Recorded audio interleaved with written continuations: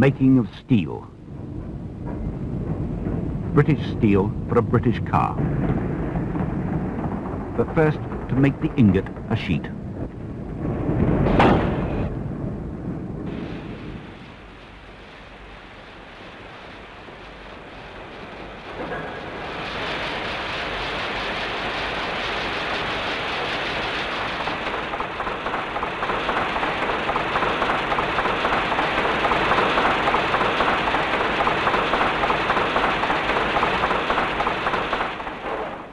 And now this sheet of steel from Port Talbot in Wales is destined to become part of one of the world's best motor cars. And like every component, every piece of trim, it has to be the best. Here in North London and at Crewe, craftsmen fashion the shape of the car to come. Already body shells such as this have been through every test to meet current international safety standards. They exceeded them all. Now every future body must match that exacting standard of perfection and strength. Slowly, the steel body shell is built up at the Mulliner Park Ward factory. Nothing is hurried. Hands of craftsmen know their own pace. These are hand-built and made to last. Where there's any chance of corrosion, zinc-coated, heavy-gauge steel is used. Looking to the future, the wheel arches have been designed big enough to cope with anticipated developments in tyre technology. The thing begins to take shape. Each one of these cars will take about 24 weeks to build. The production rate begins at 1 a week.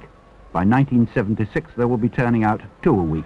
Very exclusive and very sought after.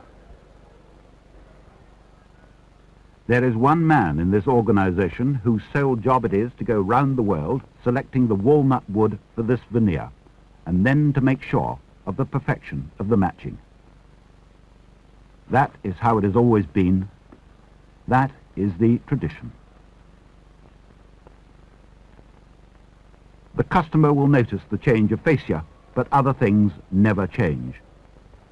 Luxurious cars must feel as well as look luxurious. Pleated Nuella hide is chosen for the trim.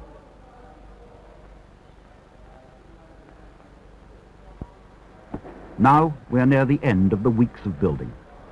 Soon the critical eyes of the press and the dealers will see for the very first time this new car. But that's to be a 2,000-mile drive away.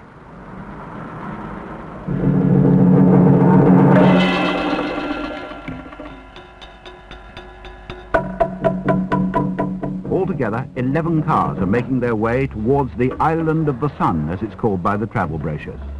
But the first stop is Southampton, en route to the continent. This, the second of 2 convoys ready for loading.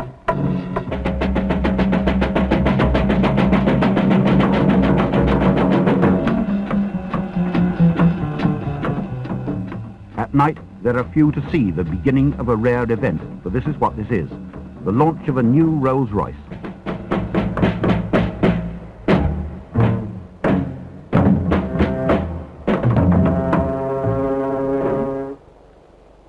The island of Sicily is dominated by the burning mountain of Etna. It's here, after an early morning flight, that the first of the world's press come to test the new Rolls, and with them comes the Rolls Royce staff, David Plastow, Group Managing Director, Rolls Royce Motors. Journalists and reporters at long last are having their first glance at this new car. At my first glance, I liked its looks. The probing and testing is about to begin by the experts. There are route maps to show you where to go and what to avoid. The island of Sicily has been invaded many times by Goths and Byzantines, Normans and Bourbons, but it's never seen an invasion such as this, the invasion of the new Rolls Royce Carmargue. In every car are 3 men who now apply their own sharply critical faculties. And in judging a Rolls Royce, there is no doubt that we all apply one standard, the very highest. Is it still the best car in the world?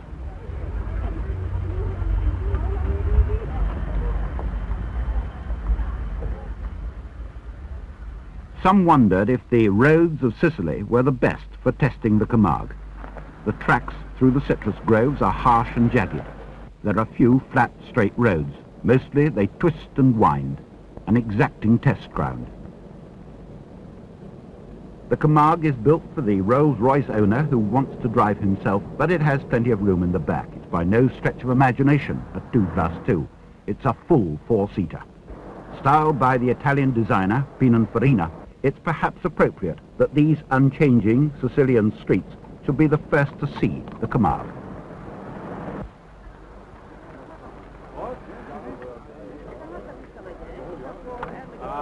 There was no doubt that whenever and wherever we stopped, there was soon a knot of people wanting to take a look, and not only at the outside.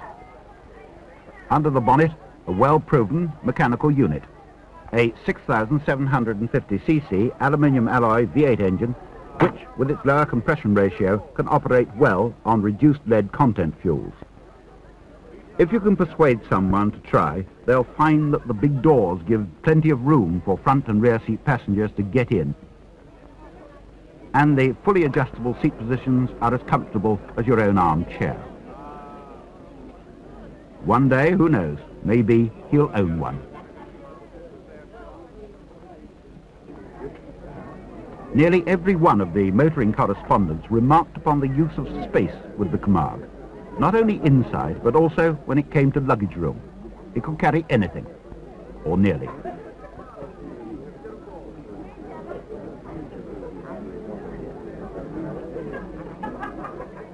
But now to test the handling. Automatic transmission, 3 forward gears and a reverse. Disc brakes all round, fully independent suspension to all wheels. The Rolls Royce Carmargue. At its front, the new stainless steel bumpers with rubber inserts, the changed but unmistakable shining steel radiator. The Carmargue takes on the roads of Sicily. It all started in October 1969 when Pininfarina was commissioned to design a 2-door saloon to take its place in the Rolls-Royce range of cars. It has ended here in Sicily. The world's press had few criticisms to make. Slight wind noise at speed, now corrected. Lettering too small on the dash. But the final verdict is not ours on television, radio, or in the press. It's with the customer. What has come together in the building of this car has been born of tradition, specialist skills and special materials to make a special car. Now the successful Sicilian preview is over, and this unashamedly luxurious and exclusive car waits its first customer. Or rather, its first customer waits for it, the Rolls Royce Carmargue.